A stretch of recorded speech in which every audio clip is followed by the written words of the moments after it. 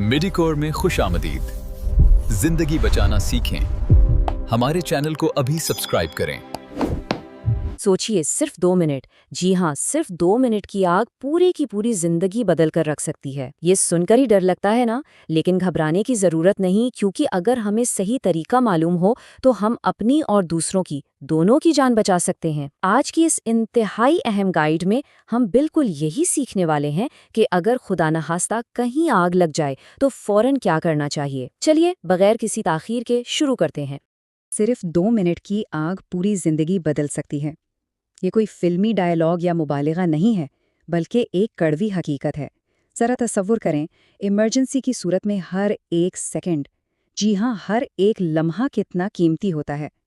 अगर इस नाजुक वक्त में हमारे जहन में सही मालूमात मौजूद हो ना, तो यकीन जानिए यही मालूमात सबसे बड़ी लाइफ सेवर यानी मुहाफिज बन जाती हैं। तो इस गाइड में हम 5 बुनियादी बातों को कवर करेंगे। सबसे पहले फौरी रद्द-ए-अमल, फिर छोटी आग को कैसे रोका जाए, इसके बाद किचन और बिजली की आग के बड़े खतरात, फिर झुलसने पर फर्स्ट एड, और आखिर में वो जानलेवा गलतियाँ जो अक्सर लोग अनजाने में कर बैठते हैं। चले सबसे पहले और सबसे अहम कदम की तरफ आते हैं, यानी हमारा फौरी रद्द-ए-अमल या फर्स्ट रिस्पॉन्स। देखें, जब आग लगती है ना, तो इंसानी फितरत है कि इंसान फौरन पैनिक कर जाता है, घबरा जाता है। लेकिन सबसे पहला असूल यही है कि बिल्कुल नहीं घबराना, क्योंकि घबराहट हमेशा हमेशा गलत फैसले करवाती है। मुंजमद होने के बजाय फौरन एक गहरा सांस लें और सूरत हाल का जायजा लें। जहन में फौरन ये 4 सवाल लाएं। आग बिल्कुल कहाँ लगी है, कितनी बड़ी है, धुआं कितना है और क्या कोई अंदर फंसा हुआ है। इसी दौरान पूरी ताकत से आवाज लगाएं, आग लग गई है, सब बाहर निकलें। और अगर कहीं फायर अलार्म नजर आए तो उसे फौरन बजा दें। और हाँ, चीखने पुकारने के साथ साथ अगला कदम इमरजेंसी सर्विसेज को कॉल करना है। पाकिस्तान में फायर ब्रिगेड और रेस्क्यू का नंबर 1122 यानी 1122 है। जब हम कॉल करें तो इंतहाई वाज़ेह अंदाज में बताना चाहिए कि लोकेशन क्या है, कितने लोग अंदर फंसे हैं और आग लगी किस चीज़ में है। ये छोटी छोटी मालूमात रेस्क्यू टीम के लिए वाकई गेम चेंजर साबित होती हैं। अब बात करते हैं वहाँ से बाहर निकलने की। क्या आप जानते हैं कि आग से ज़्यादा अमवात असल में धुएं की वजह से होती हैं? जी हाँ, साइंस ये कहती है कि धुआं हमेशा ऊपर की तरफ उठता है। तो सबसे साफ और सांस लेने के काबिल हवा कहाँ हुई? बिल्कुल, फर्श के करीब। इसीलिए बाहर निकलते वक्त हमेशा नीचे झुककर चलना चाहिए और अपने नाक और मुंह को किसी कपड़े से अच्छी तरह ढांप लेना चाहिए। और जाहिर है, इस दौरान बच्चों और बुजुर्गों को भी साथ लेकर निकलना बहुत ज़रूरी है। ठीक है, तो अब हम दूसरे मरहले पर आते हैं। बाहर निकलने के बाद या अगर आग बहुत छोटी हो तो इसे फैलने से कैसे रोका जाए, आइए देखते हैं। ये एक ऐसा उसूल है जो हर किसी को, चाहे वो बच्चा हो या बड़ा, फिंगर टिप्स पर याद होना चाहिए। अगर खुदा ना ख्वास्ता कपड़ों में आग लग जाए तो बस ये 3 अल्फाज याद रखने हैं: स्टॉप, ड्रॉप और रोल। मतलब भागना फौरन बंद कर दें, क्योंकि दौड़ने से हवा आग को मजीद भड़काती है, बिल्कुल ऐसे जैसे आग को ऑक्सीजन का बूस्टर मिल गया हो। फौरन जमीन पर लेट जाएं और इधर उधर रोल करें ताकि आग बुझ जाए।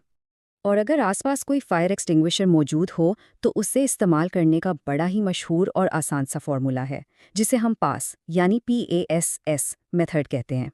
P से पुल यानी पिन निकालें, A से एम यानी आग की जड़ की तरफ निशाना लगाएं, S से स्क्वीज यानी हैंडल दबाएं और आखिरी S से स्वीप यानी पाइप को दाएं बाएं झाड़ू की तरह हरकत दें।